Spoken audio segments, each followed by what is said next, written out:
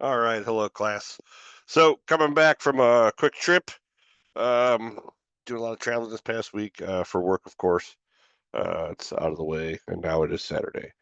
So good news, get close to the end, and you're mastering the fundamentals. A lot of you are using some really intermediate Python, which is fine.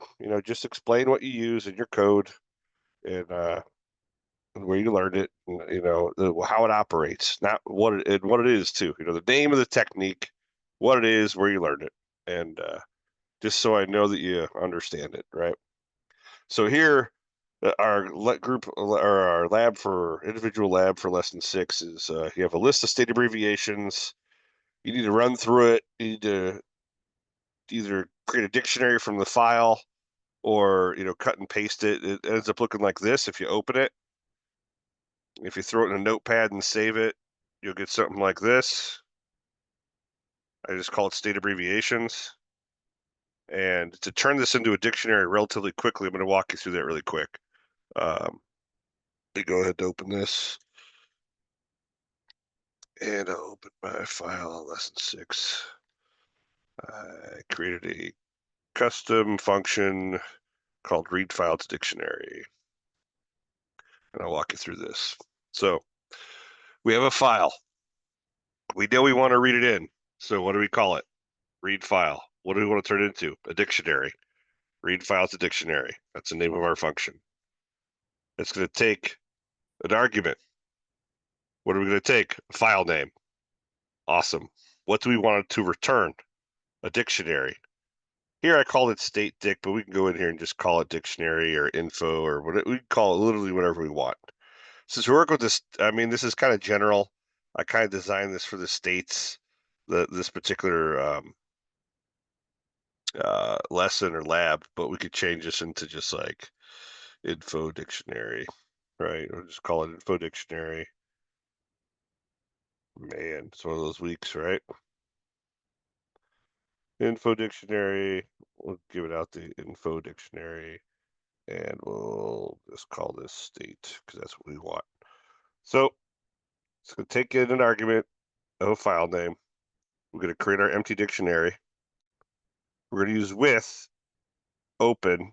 This is a lesson 7 technique, but open you can use in a couple different ways.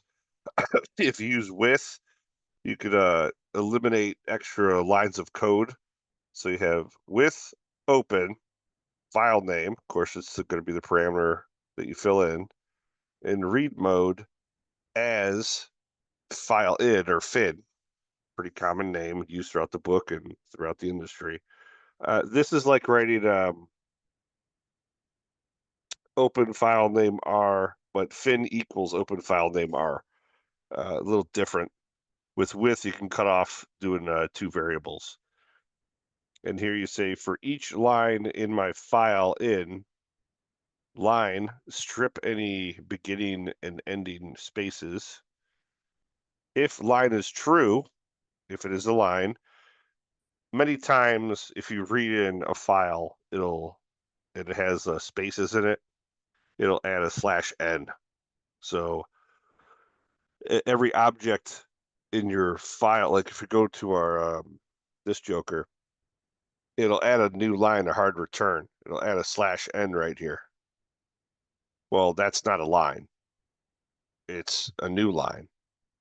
So it'll remove that and say, it'll read it and say false. So here we're only reading each line, which is good.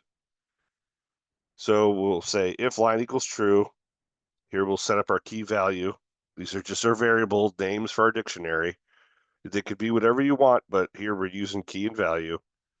Line strip or line split, and you see that these all share one thing in common. They all have a colon, and you're saying on the first colon. Some data may have 2, but we're saying for every line that you read on the first colon, split the items. So this will be your key and this will be your value. And then here we have our, did I change the name of this? State dic is info dic. Yep, I gotta change this too. So here we call on our dictionary. We say key strip the key equals value.strip. So it'll strip any spaces in the key, it'll strip any spaces in the value. So this space that we have between here, it'll be gone. It won't be included in the value for the value. We'll remove the space. And here we remove, and then we return our dictionary into whatever variable we call on. And here I just say state dictionary equals, this is our function, read file dictionary. Then I have the state abbreviation.txt file, which is this file we're looking at. It cleans it up and it should print out a nice dictionary. Save this. F5. Okay, here we go. Infodic is not defined. So this is where, oh, state. I forgot to change the name. And now we're good. So you notice that there's a space between the key and the value, but it's not included in the object itself. This is common when you build a dictionary. It's not there. It's just for readability. It's not part of either object. And this object being the key and this being the value. So that's how you build a quick dictionary from data that's separated by, it could be separated by anything, a comma, a colon. But if you're lucky enough to get values on each line or key value pairs on each line, CSV format, things like that, this works out pretty well to do that. So that's how you build a quick dictionary from a structured file. That's you could cut and paste it, and just do find replace. You could do all kinds of fun stuff, but this will save you some time. And it's cool to have forever because now you can just always read it in. And since we changed the names to Info Dictionary, just very generic, you can call this whatever you want and use this, throughout your awesome IT careers. But next week we move on more in the files. It's relatively believe it or not, there's two kinds of people, right? People who make data and people who secure people's data, right? Or allow people to access data, same thing. So when you think about it, even the people who work in cybersecurity create data. You create data about activities, you create data about data, metadata. It's important to understand how to handle files from a command line. A lot of it can be done with basic Windows shell scripting, PowerShell or Bash, or just Windows or Linux command prompt. grep, sed, awk are probably your best friends in the world in the Linux environment. But moving into things like Python, where you don't have to leave the language and you could edit or augment a file, is extremely helpful. Just keep that in mind as we move forward to next week. Monday, we'll do a live session. I'm excited to say that my last week of school is next week. And then I'll be yours for the last 2 weeks or last 3 weeks.